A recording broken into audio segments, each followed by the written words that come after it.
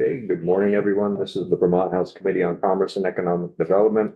February, today is Thursday, February 6th, 2025 at 11:32 in the morning. So we're back from another short break and I think we're here to have a discussion on H99, where the committee would like to go. Thoughts are. And again, framing the discussion as we did with these crypto kiosks is, is there value with the proposal of the earned wage access? Is there a benefit to Vermonters? And if so, then should we go forward and continue to work on the bill? We pull it. And so you know up front, I want to make sure that we had a strong opinion to go forward with it by the committee.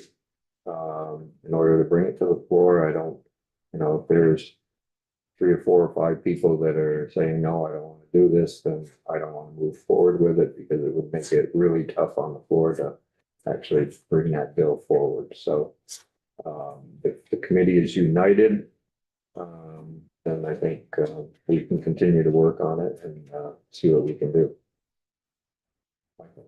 Yeah, so I think going forward is a good idea, especially when we were, when you compare it to what we were talking about earlier with kiosks and the risk reward and, the benefits that are out there. I do think that we should add some additional clauses in.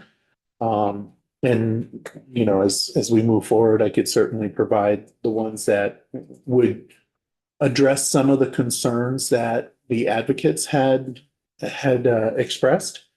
But to move this financial whatever into the loan area or whatever it's called, to me, I feel is not going to have the impact that we would like to have. So I definitely support moving it forward with some caveats or some additional comments. I'm indifferent on moving it forward. I mean, I guess if I have to make a decision, I'm not sure if it's really something we need to worry too much about right now. I think as a legislative body, we have much bigger problems we're dealing with. We're dealing with housing crisis, we're dealing with education and all these different things. To the best of my knowledge right now, no one's had any complaints. There's no one in the state that has really had any issues with this. So there's a part of me that says, if it ain't broke, don't fix it. If we were to move forward on it, I would be supportive with an additional caveat of I really feel like this has a lot of potential for people to abuse it or, almost like a drug, get addicted to it. So I would want some sort of pop up or something that has at least as much fervor in having them in enticement and wanting them to tip as the to say, hey, here's some resources. Are you having some, maybe you're having some financial troubles. Here are some resources, some credit counseling resources, consumer counseling resources. I mean, clearly they're very easy at pushing tips. And why can't you use the same technology to push counseling as well? I have folks near and dear to me who struggle to make it from payday to payday as it is. This would be an additional enticement that could actually make that more difficult. Having said that, they may not have access to the robust relationship, for example, that my wife and I have with our banking institution, and they may not have the family network that, again, my family and I can provide, being from a large family, to help in those times of emergency. I my initial gut reaction is I'm not in favor of this. However, if we were to put adequate safeguards on them, I think we do need to treat it as a loan package. We do need to have clear statements of APRs. We have to avoid the opportunity for stacking where they can get multiple loans, which may preclude the direct to consumer option because I don't know how we would regulate that. With sufficient sideboards and with an emphasis on that financial education piece, which I know in the cases of people near and dear to me is something that we're constantly trying to push, and they're trying to get the shall we say, effective help they need, which they have yet to do. It may be of some value in the workplace, but my initial reaction is let's not go down this path. I see the existence of these products as a testament to the difficult working circumstances in our country. And that is, and that will apparently continue on. With that in mind, I'm inclined to attempt to regulate through the legislation that we're putting forward. I think the existence of a no fee option by which we wait a certain amount of days suggests that perhaps this industry can be regulated both as loan and as non-loan. And if we work to highlight the distinction in the transaction between those two, it may be the case that the consumer themselves is choosing the rules under which they will operate or in which the industry will cater to their needs at the point of transaction, which might be an interesting path to sort of addressing both issues. So I'd like to keep talking about this legislation. And I do believe that it is not accurate to characterize these outside of the loan world, except in that certain circumstance that they're making provisions for.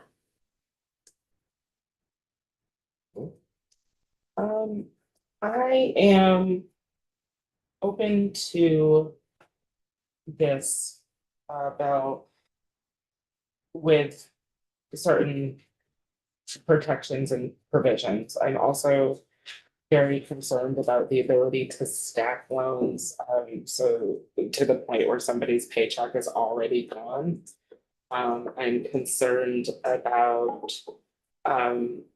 not having clear disclosures, especially in the stacking issue of fees and percentages. So I think people need to know straight up front what their fees are going to be.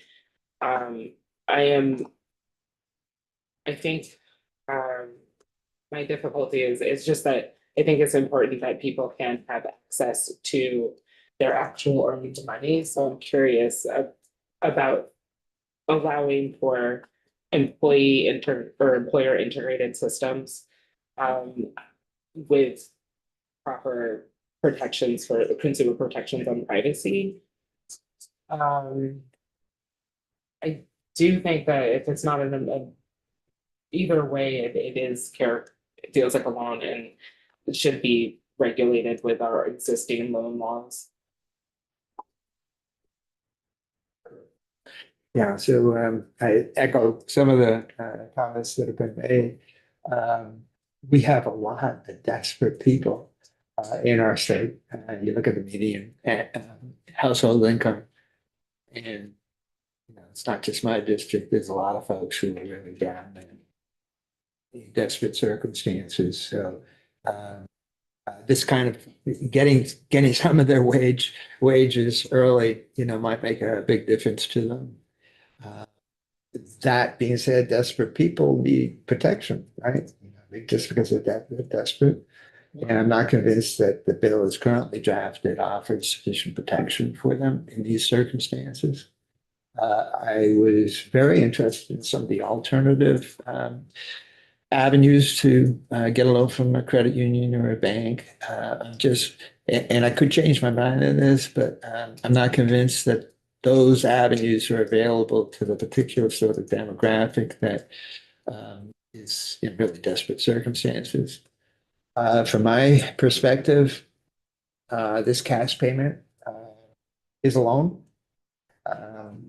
Whether it's, an expedited service of some sort or, the so-called basic or free. There was a really interesting quote from a 19th century Vermont law Supreme Court case that talked about that exactly that circumstance where if you're really up against it, your ability to really make a rational choice is pretty damaged. So I sort of characterize, I don't see it as. I think that the license lender statute is the place for this to be regulated because it is a loan and they have experience doing this. I think there might be some additional authority or maybe amendment that might be appropriate for DVR to be able to regulate these transactions and the license lender statute. Don't know for sure, but the issue around what's an appropriate fee or charge. Whether there needs to, by now, if you just say, okay, they're a licensed lender, they're subject to the APR, other regulations, whether that's appropriate. I'd like to hear from DVR around, whether some other reasonable structure or cap is appropriate. Finally, our colleague circulated some amendments or proposals, I guess, last evening that I haven't had the chance to look through with, but I certainly want to look at those at some point too, if we go ahead. That's it. Oh, I tend to think by writing things down, so I circulate what I've just said. Yeah.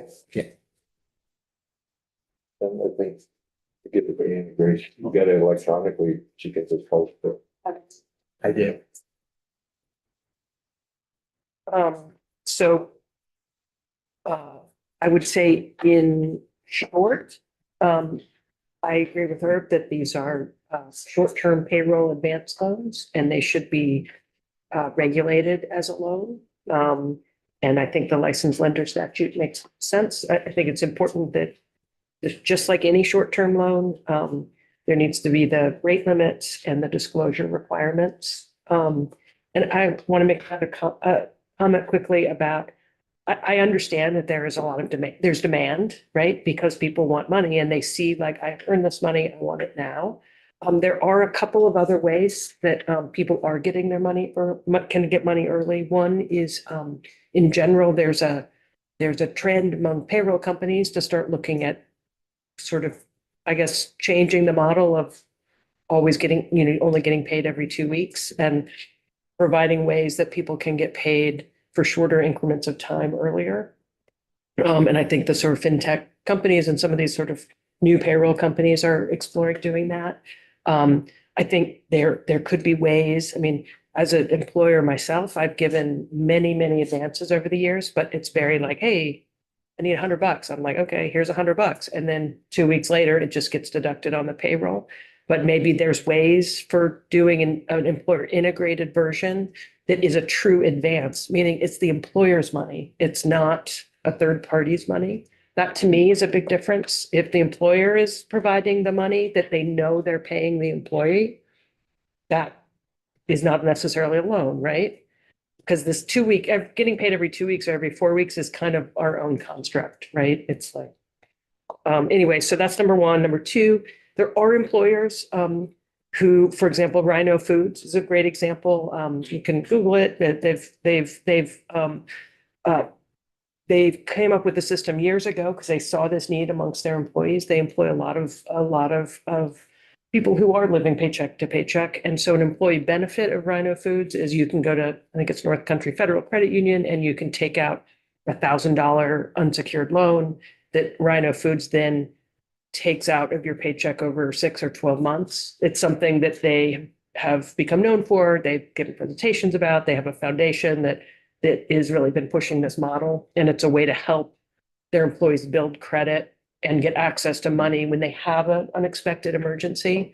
Also, what's interesting about their system is once you've paid it back, unless you call the bank and change it, that money that was going to the loan is now goes into a savings account. So I think I appreciate the desire for employees to get money earlier, and I think there's creative ways, and maybe as a committee, there's ways we can support that. But I think this particular product, or the earned wage access, I just think it's a loan.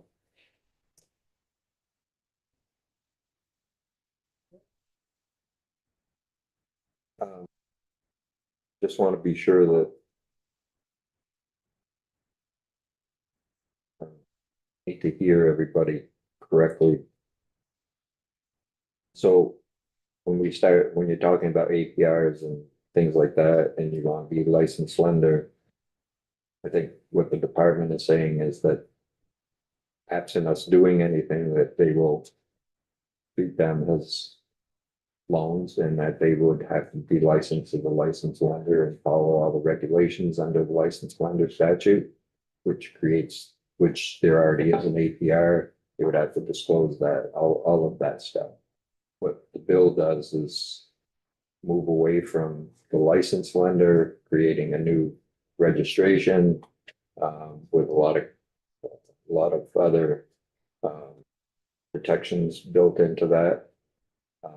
And so I need to understand from everybody which way you're going with APR and being under licensed lenders, and you're kind of saying no to the bill.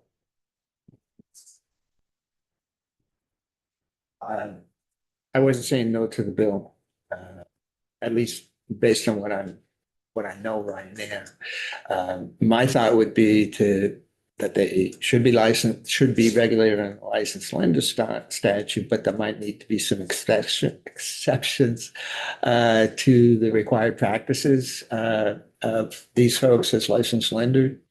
The one thing that comes to mind, and there might be other issues, but the one thing that comes to mind is whether APR is a suitable cap on fees and charges. My recollection is that some jurisdictions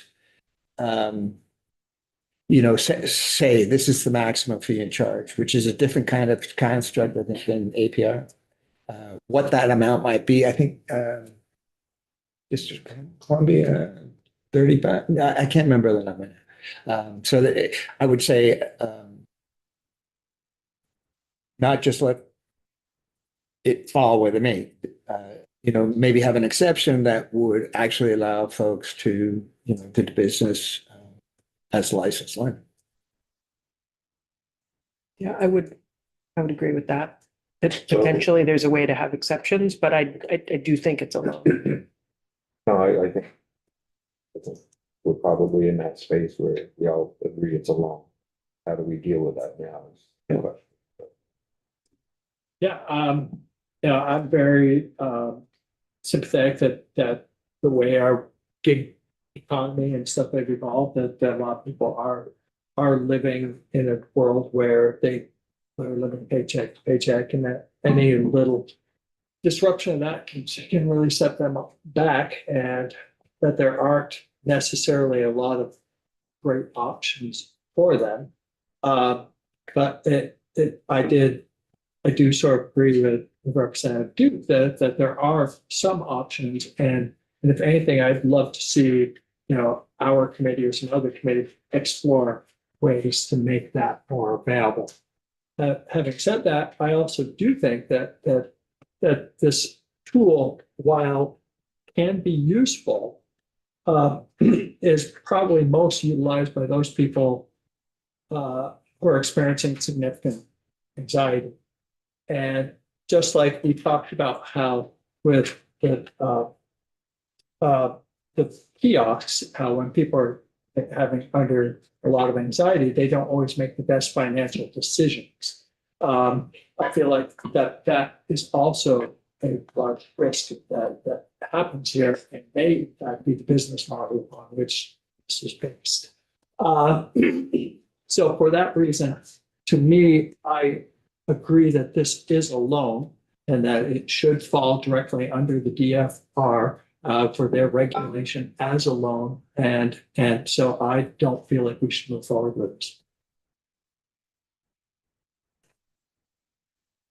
I like the idea of some type of a compromise bill, something that starts from scratch and puts us, doesn't separate this out as its own thing. I know that's time consuming. I know that's, that might not be something we can do this year, but we could probably do this session. But I like that concept for this. At the same time, I would love it if more businesses would be able to offer supports on their own without having to do this. So if we can put that in the bill and get some kind of information out to businesses to say these are some options within the state to be, you know, better, to provide better supports to your employees as an employee. So I'm being very creative and open, and ignoring the fact that we have time limits and limited legislative council time.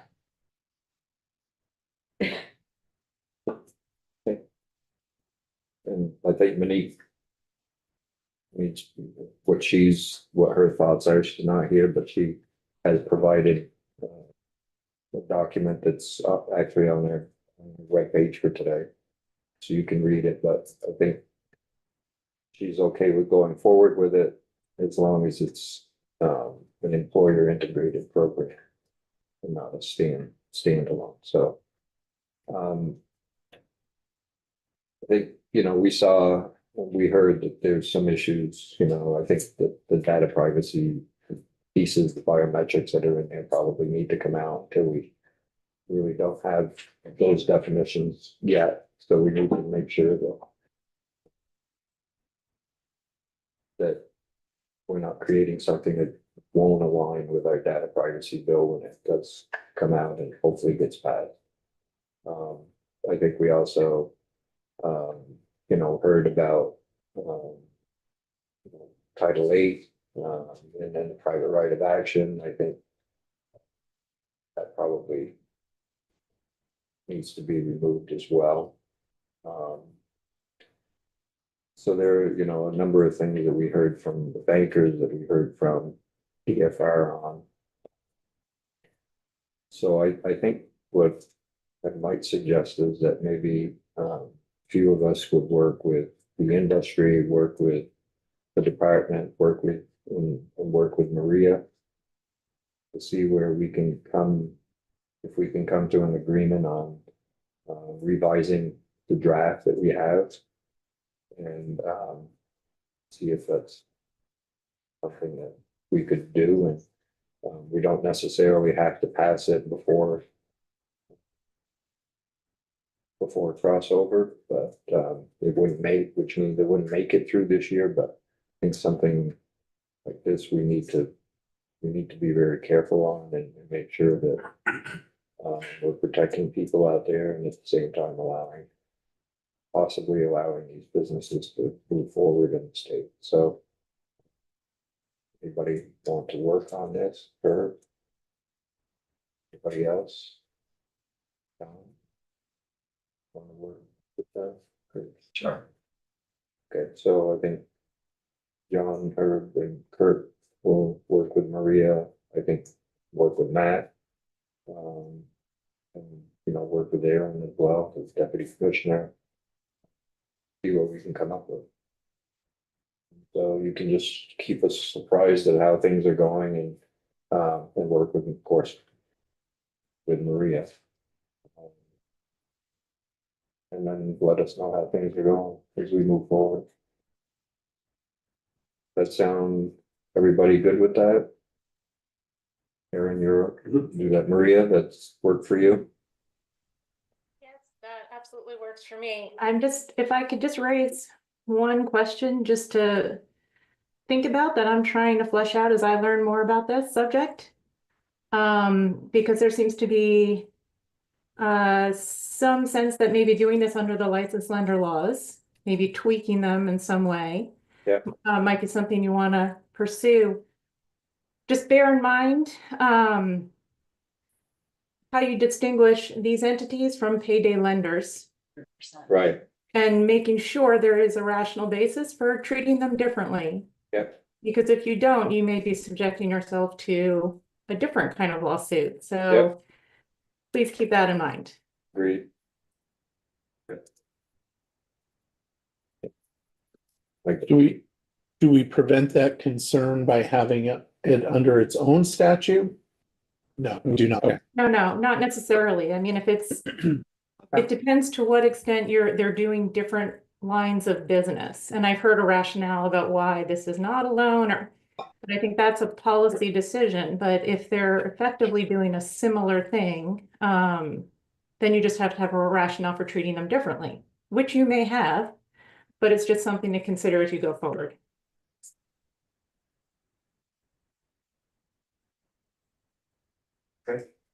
so it sounds like we have a plan. And so let you head it up and see what you all can bring back to us. Okay, great. You, do we have? Downstairs. That's right. So, another hearing this afternoon with the House, General and Housing, will be in room 11 this time. And, we'll be talking about Sprite. We'll learn more about that. Then we have the floors, along the floor we'll go today, we have budget adjustment. So that could be timely, to take up some time. Third reading on H34 as well. So, 1 o'clock. And just before we go off, like Nigel emailed everyone with updated information on the Budget Adjustment Act, so you have that before we go to. Questions from anyone? Is everyone's going to attend our field trip next Friday, week from tomorrow, up in Newport? You have to give a number, to Track Inc., where we're going for their official opening. People that will be attending. So the plan is that we'll meet in Newport at the Career Center at North Country at 9 o'clock. And we'll have a tour of the facility, have a discussion with the executive director as well. We'll probably leave there around 20:11 to head over to Track Inc. And we'll have, the grand opening there. They're providing a lunch as well. And then from there, we'll go to Gabion, which is the helmet factory on the other side of the port. For a tour of that facility and some discussions with them as well. I'll end our day there. Everybody can go home. I'll get home a lot quicker than everybody else.